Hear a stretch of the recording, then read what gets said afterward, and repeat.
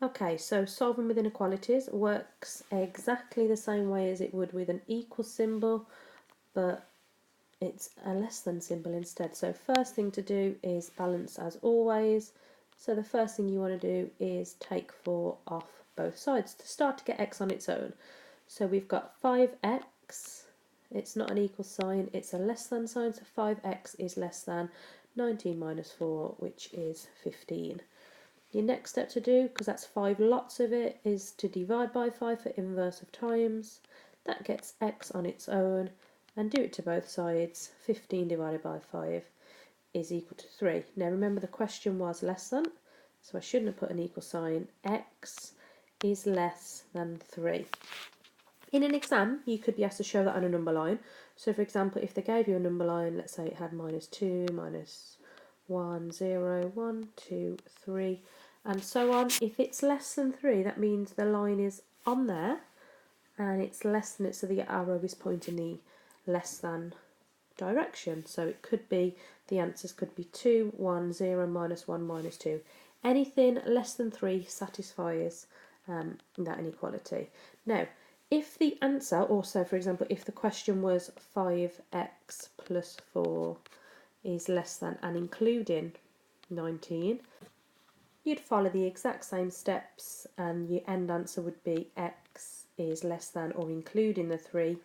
Now when you show this on a number line, so I'll use the one above again, it would be at the 3 position, but this time we would include it, so we'd shade in that blob and then point in the same direction to show it's all the answers that way.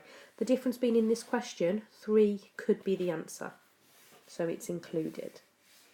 We'll do a different style of question just so you can see it in the opposite way.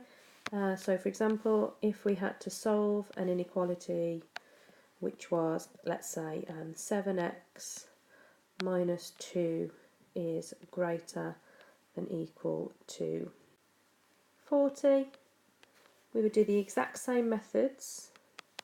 Pop the balance line down. First step to inverse the -2 is to add 2. Add 2. 7x is greater or equal to 42. Follow the exact same method through. 7 lots of something makes 42. Divide by 7 to get x on its own.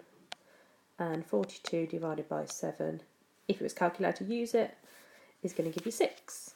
Now, this says x is greater or equal to 6. So if we imagine our number line for this question, it could be 5, 6, 7, 8, might even go lower, 4, 3, 2, etc.